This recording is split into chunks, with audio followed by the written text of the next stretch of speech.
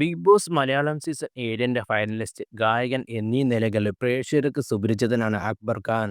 C Malayalam ചാനലിലെ സംഗീത reality ഷോയായ Sarigamapa എന്ന് കേരളത്തിലെ ഒരു മത്സരാർത്ഥിയാണ് ഈ ഗായകനെ മലയാളികൾ ആദ്യം കാണുന്നത്. പിന്നീട് നിരവധി ടെലിവിഷൻ ഷോകളിൽ ഭാഗമായി.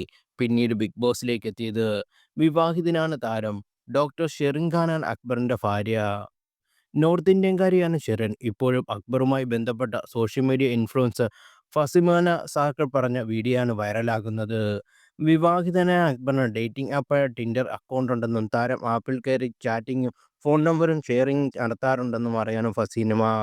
കേരളത്തിൽ പോപ്പുലറായി നിൽക്കുന്ന 3 ഡേറ്റിംഗ് ആപ്പുകളാണുള്ളത്. ടിൻഡർ, ബംബിൾ ആൻഡ് അരികെ എന്നിവയാണത്. അഹാന കൃഷ്ണയൊക്കെ ഈ ആപ്പുകൾ ചിലതിൽ പ്രൊമോഷൻ വീഡിയോ ചെയ്തിട്ടുണ്ടെന്ന് തോന്നുന്നു എന്ന് ഫസീനമ പറഞ്ഞു തുടങ്ങി. നിങ്ങൾക്കെല്ലാവർക്കും സുപരിചിതനായ ബിഗ് ബോസ് മലയാളം സീസൺ 7ലെ മത്സരാർത്ഥിയ ഗായകനുമായ അക്ബർ ഖാൻ വളരെ പോപ്പുലറായ ഒരാളാണ്. ഞാൻ പുള്ളിയുടെ ഫാനൊന്നുമല്ല. പക്ഷേ ബിഗ് ബോസ് പുള്ളിയുടെ ഗെയിം എനിക്ക് ഇഷ്ടമായിരുന്നു. പുള്ളിയുടെ പാട്ടും ഇഷ്ടമാണ്. അക്ബർ, റെന, ആദില നൂറ തുടങ്ങിയവരായിരുന്നു ഇക്കഴിഞ്ഞ സീസണിൽ എൻ്റെ ഫേവറേറ്റ്. എനിക്ക് അദ്ദേഹത്തോട് വ്യക്തിവൈരാഗ്യമൊന്നുമില്ല. അങ്ങനെയുള്ള സംഭവങ്ങളുടെ പേരിൽ ഒന്നും ഞാൻ ഈ വീഡിയോ ചെയ്യുന്നതുമല്ല. അക്ബർ ടിൻഡർ പ്രൊഫൈലുണ്ട്. കഴിഞ്ഞ ദിവസം ഒരാൾ എനിക്ക് അയച്ചു തന്നതാണ് ഈ വിവരങ്ങൾ. ഈ അക്കൗണ്ട് ഫേക്കായി കൂടിയാണ് നിങ്ങൾക്ക് തോന്നുക. ഫേക്കായിട്ടുള്ള കാര്യങ്ങൾ കുറച്ച് സംസാരിക്കുകയാണെന്ന് ചോദിക്കുന്നവരോട് അക്ബറിൻ്റെ അക്കൗണ്ട് ബ്ലൂടിക്ക് ഉണ്ട്, വെരിഫൈഡ് ആണ്.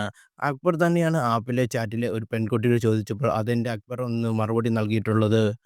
അറിയാവുന്ന പബ്ലിക് ഫിഗറിനെ ടിൻഡറിൽ കണ്ടതുകൊണ്ട് ആ കുട്ടി റിയൽ അക്ബർ ഖാൻ ആണോ തന്നെ എന്ന് അറിയാനാണ് ചോദിച്ചത്.